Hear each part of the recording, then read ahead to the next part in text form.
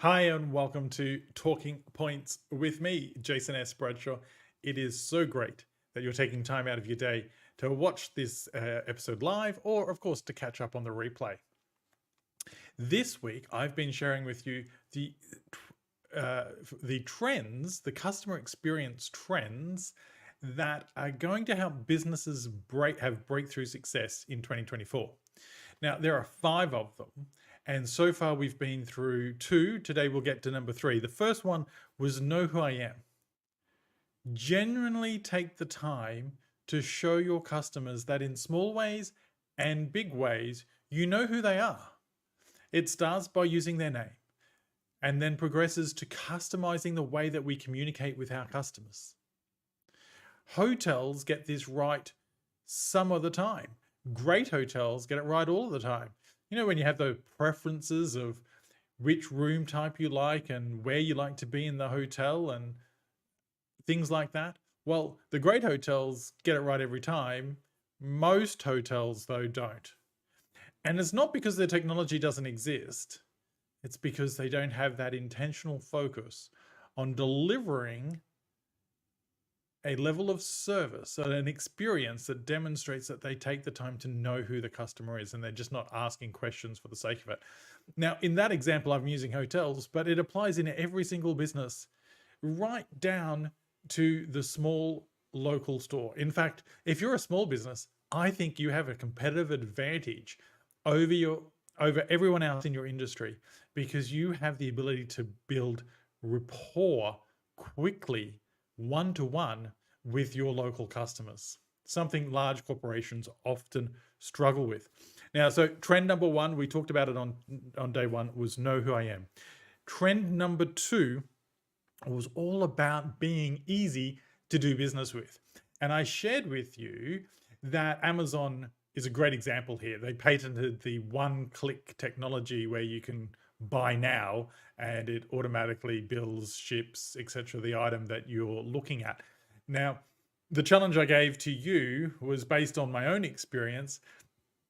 How can you go through the customer journey and find those points of friction, those steps that take a little bit longer than they should do, or perhaps those steps that don't even need to exist anymore? How can we find those and remove them or reduce them so we make it as easy as possible for the customers to achieve success? Now, in a podcast recently on Chats with Jason, I interviewed this wonderful person who was talking about breaking down, hacking the bureaucracy. And she shared this story of where a government agency was taking, a foster agency was taking 12 months to process a foster applicant.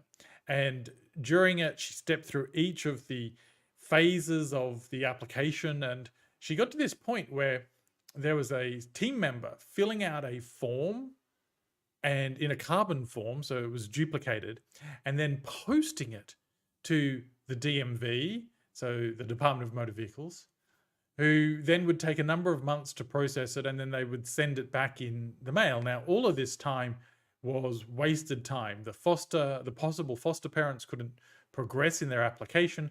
Children were being left in the system.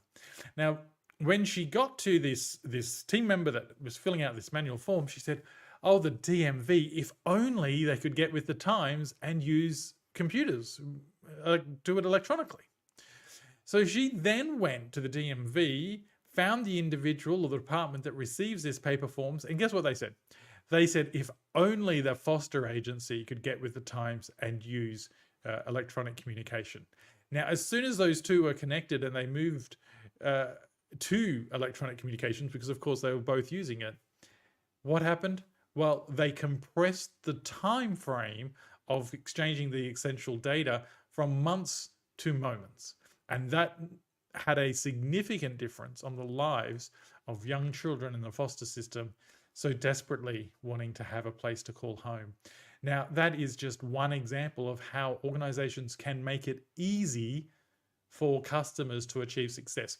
I'm sure, just like in every business I've worked in your business, there's some way that you could make it a little bit easier for your customers to have success. Now, That's trend number one and trend number two. Know who I am and deliver. Know who I am and be easy to do business with. Now, trend number three, which we're all about today, is deliver me value. Now, let's just say you sell a bottle of soda and it's 500 mil, 16 ounces, and you decide to offer 600 mils or 17 ounces. They're not direct conversions, they're just examples, for no additional cost. That is a form of delivering more value to the customer. However, that's not what I'm talking about, because in that scenario, you're still very much transaction based. You're still exchanging a commodity, whether it be a physical good or a service, for a point of cash and setting a price point for that.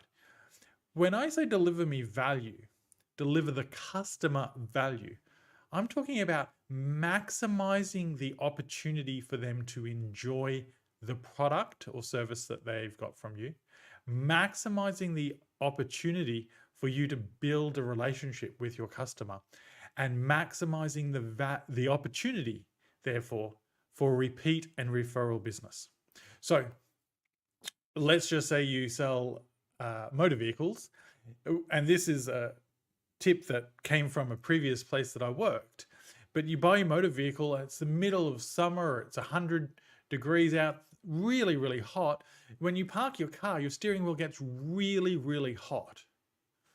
But when you're parking your car, if you turn your steering wheel all the way to the right and lock it as far as it possibly can, what does that do? Well, it doesn't stop the steering wheel getting hot, because of course there's steering wheels still in the sun or exposed to the sun. But when you go to drive, you have to unlock the steering wheel and put it back into its normal position. And that part of the steering wheel that you'll be holding hasn't been in the sun, so it's cooler. Now, that just seems like a little trivial hint, right? Or a tip, but that's about delivering value to the customer. It's creating a real reason to talk to the customer. It's a pain point. You're giving them a solution for it. So you're delivering them value, and in the process, continuing to create a connection between you and the customer. Another organization I had the pleasure of doing some work with just last year, they had a range of camping and outdoor products. And those products where we provided educational, instructional support post-purchase were loved by customers, recommended by customers, and then those products that we just treated as a blind transaction, well, that's how customers treated it as well. Delivering the customer value is about helping the customer experience every joy and success possible, every joy and success expected and unexpected.